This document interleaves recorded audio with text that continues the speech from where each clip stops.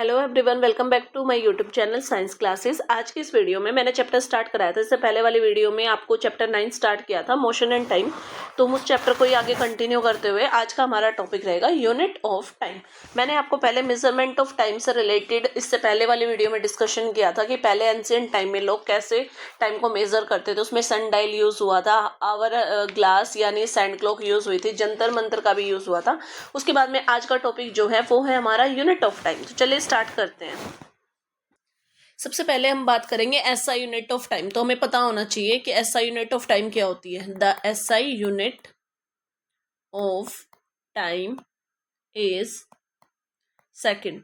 Time की जो standard unit होती है वो होती है सेकंड। अब देखिए, एक जो सोलर डे होता है, one mean solar day is equal to, एक दिन में कितने आवर्स होते हैं आप सभी को पता है, 24 आवर्स होते हैं। और हमें पता है 1 आवर में कितने मिनट्स होती है, 1 hour is equal to 60 minute. और 1 मिनट में सेकंड कितने होते हैं, 1 minute is equal to 60 second हो गए। क्योंकि अभी मैंने आपको बताया कि हमारे पास जो टाइम के ऐसा यूनिट है वो सेकंड है। तो अगर आपको 1 सोलर डे में, 1 मीन सोलर डे में, अगर 1 मीन सोलर डे में सेकंड पता करने होंगे तो आप क्या करेंगे, 24 आवर्स से मिनट में करने के लिए 60 से मल्टीप्लाई करेंगे। अभी मिनट बन चुके हैं, अब इसको सेकंड में करने के लिए हम इसको 60 से मल्टीप्लाई करेंगे और सभी को मल्टीप्लाई करने के बाद हमारे पास आएगा 86,400 सेकेंड्स। तो एक मीन सोलर डे के अंदर कितने सेकंड होते हैं, 86,400 सेकंड। और यहाँ से अगर हम इसको 1 सेकंड का अगर वो निकाले वैल्यू, कि 1 सेकंड की वैल्यू निकालेंगे तो 1 सेकंड इज इक्वल टू क्या हो जाएगा, 1 अपॉन में 86,400। और हमारे पास क्या निकल के आ जाएंगे, मीन सोलर डे। और ये जो हमारी ऐसा यूनिट है सेकंड, हम इसको डिनोट किससे करते हैं, इसको डिनोट करते हैं हम एस से। कंप्लीट आपको लिखने की जरूरत नहीं है, 60 सेकंड कंप्लीट लिखो। अब 60 के बाद में एस का यूज कर सकते हो। अब मैं आपसे बात करूंगी कुछ कॉमनली यूज्ड यूनिट की, जो टाइम की कॉमनली यूज यूनिट है जो हम यूज करते हैं। सबसे पहले हमें पता है 1 वीक इज इक्वल टू क्या होता है, 1 week is equal to 7 days. तो ये भी मेजरमेंट के लिए यूज कर सकते हो, यूनिट ऑफ टाइम होगी। 1 year is equal to 365 days हो गया। And 10 years is equal to, अगर हम 10 ईयर का निकालेंगे तो 10 ईयर इज इक्वल टू हम किससे डिनोट करते हैं, उसको हम बोलते हैं 1 डिकेड। 1 डिकेड। अगर 100 ईयर्स को हम क्या बोलते हैं, 100 years is equal to 10 decade भी बोल सकते हो, या फिर आप 1 सेंचुरी बोल सकते हो। 10 डिकेड्स इज इक्वल टू, साथ में हम इसको 1 सेंचुरी भी बोल सकते हैं। 1000 ईयर्स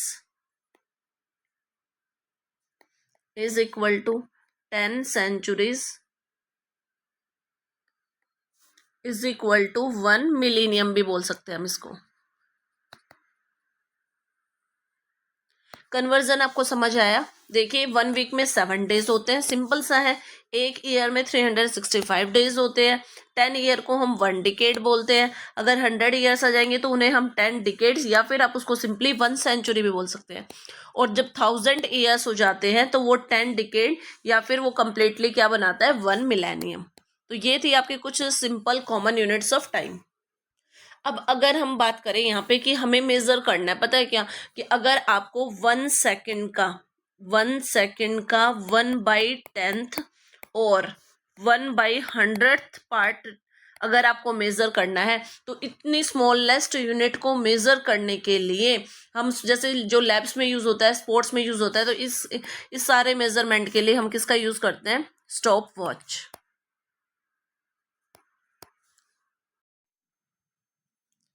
अब हमने ना यूनिट ऑफ टाइम तो पढ़ लिया। अब सबसे पहला टॉपिक, जो इंटरेस्टिंग टॉपिक स्टार्ट होता है, वो होता है सिंपल पेंडुलम। और ये जो टॉपिक है ये आपके क्वेश्चंस में भी, एग्जाम्स में भी क्वेश्चन आता है इससे related.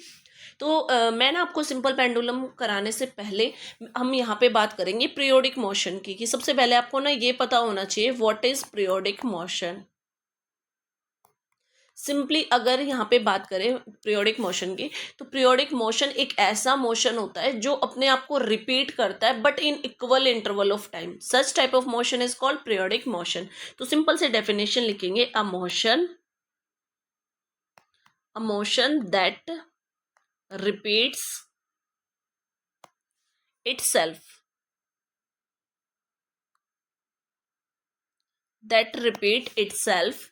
at equal interval of time.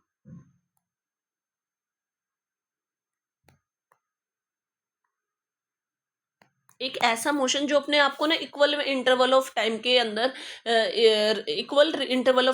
Repeat करता है, तो ऐसे मोशन को हम पीरियोडिक मोशन कहते हैं। सबसे पहले इसको एक इटालियन साइंटिस्ट किसने हम इसके बारे में डिस्कशन या फिर इसको सबसे पहले किसने नोटिस किया था? गैलीलियो ने।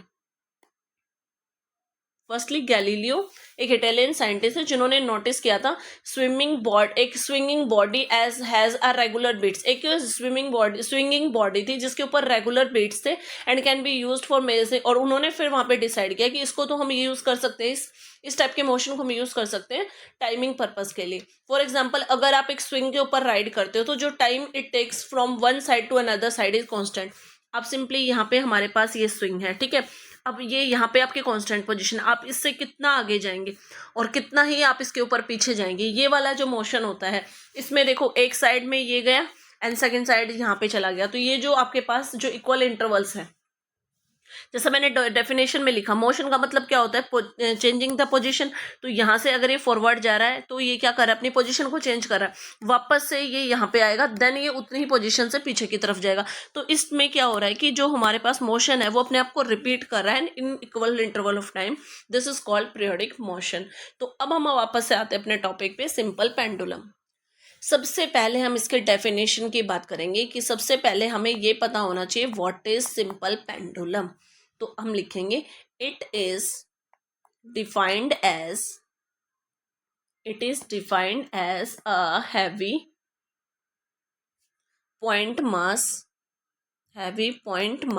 और एक हैवी पॉइंट मास होता है, उसको हम क्या बोलते हैं? Called Bob. अब ये जो बॉब है ये किससे जुड़ा हुआ होता है? Suspended bye thread from a fixed point, जो एक थ्रेड से बंधा हुआ रहता है और एक फिक्स्ड पॉइंट से अटैच रहता है, फिक्स्ड पॉइंट। एंड अलाउ, और फिर क्या होता है? एंड अलाउड टू स्विंग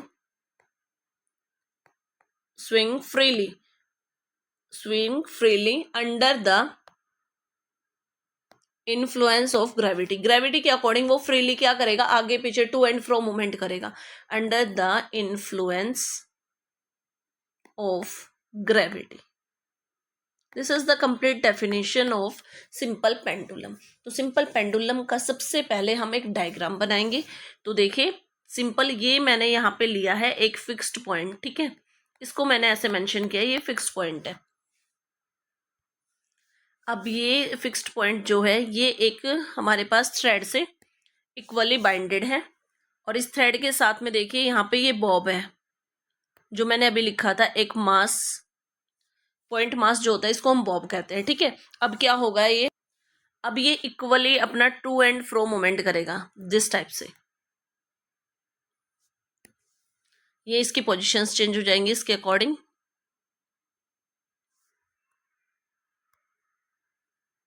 अब मैं इसको आपको एक्सप्लेन करती हूँ।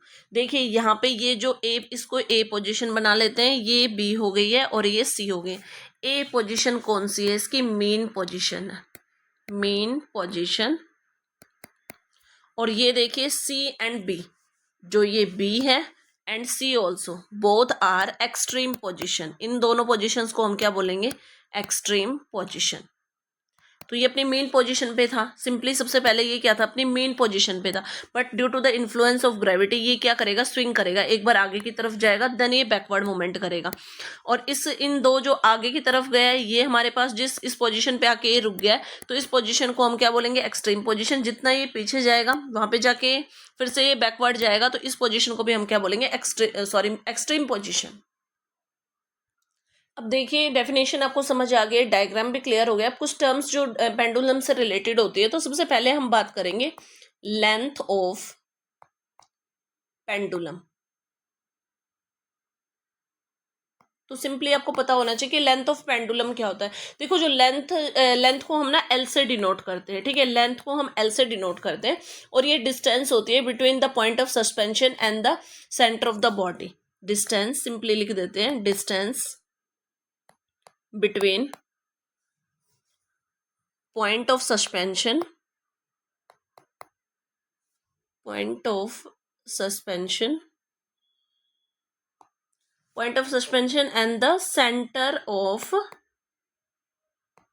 bob। ये वाली जो डिस्टेंस है, देखिए ये पॉइंट ऑफ सस्पेंशन है आपका, ये हमारे पास बॉब है, तो इनके बीच की ये वाली जो है डिस्टेंस, इस वाले डिस्टेंस को हम क्या कहते हैं, लेंथ ऑफ पेंडुलम।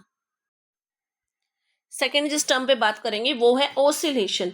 तो वन कंप्लीट, सिंपली सबसे पहले हम इसके बारे में बात करते हैं। One complete vibrational motion means, अब क्या बोलेंगे इसको, टू एंड फ्रो मोशन। जो एक complete to and fro motion होता है उसको हम क्या बोलते हैं, ओसिलेशन बोलते हैं। ये सिंपली अगर आप समझोगे तो देखिए जो बोब है, पेंडुलम का जो बोब है वो एक पोजीशन से मूव करता है और फिर वापस अपनी उसी पोजीशन पे आ जाता है, तो इसको हम ओसिलेशन बोलते हैं, सिंपली लैंग्वेज में बोले। चलो मैं आपको डायग्राम से समझाती हूँ। ये ए आपकी मेन पोजीशन हो गई, ए से ये पहले सी जाएगा, ठीक है, सी से फिर ये बी जाएगा, सी से बी तक गया, और बी से जब ये वापस ए पोजीशन पे आएगा तो this is called one oscillation. मैं इसको वापस से रिपीट कर देती हूँ। ए से ये सी जाएगा, सी से फिर ये बी तक जाएगा, और बी से जब वापस ए के ऊपर आएगा तो this complete is known as one oscillation. Third point के ऊपर बात करते हैं। थर्ड है एम्पलीट्यूड। एम्पलीट्यूड का मतलब क्या होता है, maximum displacement of the bob. Bob का maximum displacement on either side from its mean position. Mean position से कोई दोनों साइड में से जो मेन पोजीशन है उससे वो कितना आगे गया है और कितना पीछे गया है, ये वाली जो डिस्प्लेसमेंट होती है, मैक्सिमम डिस्प्लेसमेंट, इसको हम मेन पोजीशन कहते हैं। मतलब ए से सी के बीच की दूरी या फिर ए से बी तक की दूरी जो होती है वो क्या कहलाती है, एम्पलीट्यूड। यानी इसमें आपके पास क्या आएगा, A C is equal to क्या आएगा, ए बी। लास्ट टर्म इससे रिलेटेड है टाइम पीरियड। टाइम पीरियड क्या होता है, the time taken to complete one complete oscillation.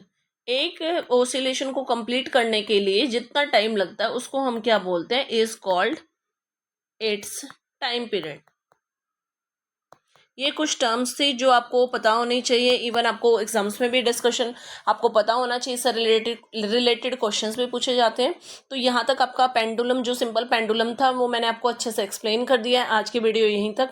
अगर आपको मेरी वीडियो पसंद आए, ज़्यादा से ज़्यादा लाइक करें और चैनल को सब्सक्राइब करें।